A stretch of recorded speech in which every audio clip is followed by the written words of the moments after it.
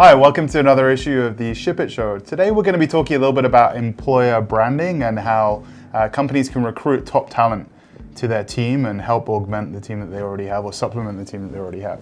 I'm here with Chynoweth from Kohr Consulting, an absolutely magnificent talent acquisition consultant, available to you if you need her services. You have a website?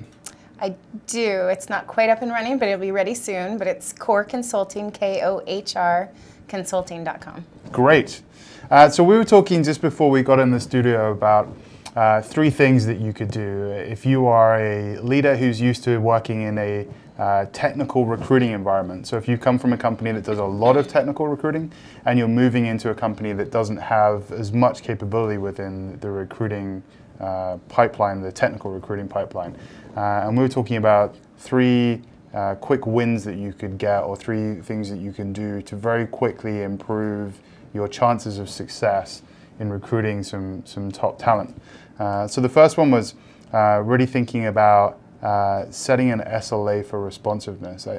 You had some thoughts on how that's different in tech, and the expectation level for tech candidates is different. Yeah, I'm actually dealing with that right now. One of my clients is a toy manufacturer, and I've come to them recently. I've been with them for about a month, and having left, working for startups, working at Amazon for 7 years, coming into this environment and realizing they had one recruiter that, and they hadn't really formed an applicant tracking system, no way to track the candidates. There was a lot of confusion that was going on with their recruitment program. So for the past month or so, I've been trying to build a process for them and implement some SLAs, which are service level agreements. So coming up with timelines and for expectations on how quickly you have to move on candidates in this market.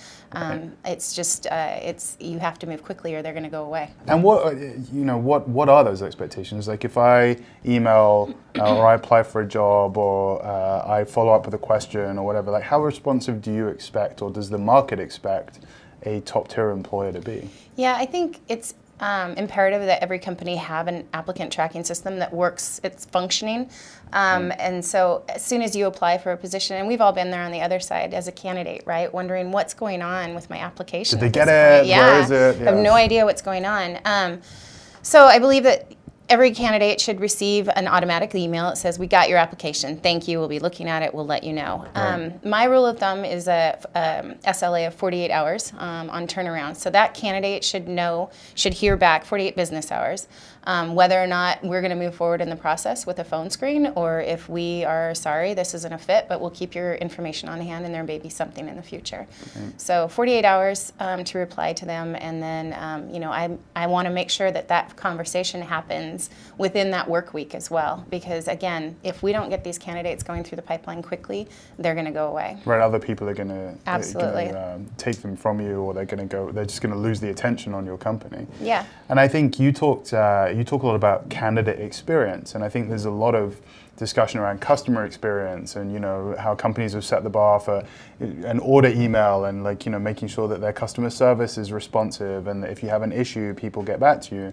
And I like the way that you think about that in terms of a candidate experience too. Yeah. You wouldn't wait 2 days to tell someone that they placed an order on your website. Right. But some companies are so backed up, and it's not their fault, they just don't have the system in place. They're so backed up that it takes 2 days, even 2 weeks to get back to a candidate and say, "Hey, we got your resume." And I like the way that you think about that candidate experience. Yeah, and we have a 4.4% unemployment rate in Washington State, which is one of the lowest in history right now. So candidates are going to find a job somewhere if you don't move fast enough. So if you're the last person to reach out to them, you're the last person that they're going to think about as an employer. So it's not only moving quickly, but also treating them with kindness and respect. Right. I think a lot of that gets lost in the recruiting process as well, and so that whole experience is just really about realizing these are humans.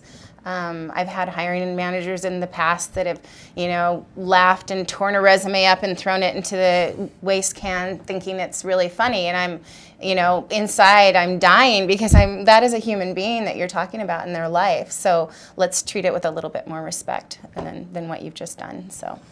Great. And then the next one was we talked about expectations of the size of the funnel. And when we were talking about this, I found this pretty impressive that you had these numbers memorized, but it was 1,000 outreaches at the very top. Touches, yes. Touches, 100 applicants. Applicants. So that's 1 in 10, and then 25 phone screens. So 1 in 4 end up in a phone screen with the recruiter. With a recruiter, and then the recruiter passes on 5 of those to the hiring manager to screen, of which you get 2 to 3 interviews, and then you get 1 hire. Yeah. So you have to, at the top of that funnel, that's 1,000. It's 1,000 touches. 1,000 so that touches. can be anything from posting the positions, and it reaches 1,000 different people, or you do the good old, get on LinkedIn and reach out to people, or you're using some more creative outreach methods. So GitHub is a great place to get tech people, or Stack Overflow. Look who's making the comments and reach out to them. Find their Twitter handle and tweet at them. So there's a variety. Find out who are the speakers at a conference that you're really excited about attending. If you're looking for a Ruby on Rails engineer, go and look at the last Ruby on Rails conference and see who spoke there. You can track down what their email address or their Twitter handle or what have you. But 1,000 of those outreaches, they're not going to all get back to you, but you'll eventually narrow it down to about 100, and out of that 100, you trickle down to a hire out of the pipeline in a perfect world. Right, it's just a lot. It's a large volume. I think in other roles, and I don't have very much experience, but I know in executive roles, it's not that you don't deal with that much volume, and certainly in other roles, people are coming to you. You're talking about 10 applicants for every 1 hire. I mean, it's very, very different in tech because, as you say, it's an employee's market. People can get 4 or 5 different job offers. And I always remember a bit of advice, which is, if you're an applicant for a job, you're interviewing the company as much as they're interviewing you. Absolutely, yes. And that matters for the candidate experience. Yes, absolutely. That's your welcome to the company, is that whole recruiting experience. And if it's a smooth flight and the company's responsive and they're treating you with respect, it bodes well for your continued relationship with the company. Yeah, and doing something creative too. For instance, I worked at a company, and you can't pay people to come in and interview because they're not on your payroll technically. So we would make a donation on their behalf to a nonprofit organization that basically said, look, we know your time is valuable, so thank you for coming in. On behalf of you, we are going to be donating $100 to XYZ nonprofit organization. That kind of puts that personal touch on it, like, oh, okay, you do value my time. And there's also finding ways to be creative like that at the right point in the funnel. Yeah. Because you can't do that for 1,000 people at the top of the funnel. On-sites.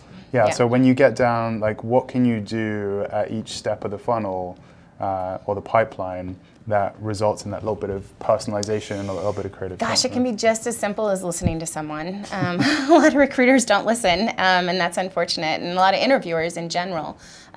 So just showing an interest in what they have to say, people are going to pick up on it if you're not interested in what they have to say. And if they're not a fit, be honest with them. That's the other thing, is that authenticity. Just being real with people, I think, it goes a long way than someone that's trying to pretend that it's going to be great, and then you find out you never were even a candidate for the role. So I think being truthful and honest is really helpful. It really is that focus on candidate experience when you think about it. Yeah. And then the last thing we talked about was who does what. And in tech, I think that's very, very different. You're dealing with a hiring manager who is used to looking at resumes, is used to screening people, is used to kind of massaging stuff, and you're maybe dealing with a recruitment team who's used to doing all that for the hiring manager and feels like that's where they add value.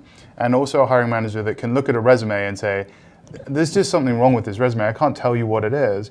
So how does that partnership work, and what are some tips for how to make sure that you're interfacing well with each other and that you're helping each other get to the right outcome? Yeah, and I'm glad you said partnership, because that's always been my philosophy as a recruiter, is this is not about recruiting servicing the hiring manager, or the hiring manager creating roadblocks for recruiting. It's about, how are we going to achieve this goal together? This is something we both want to accomplish.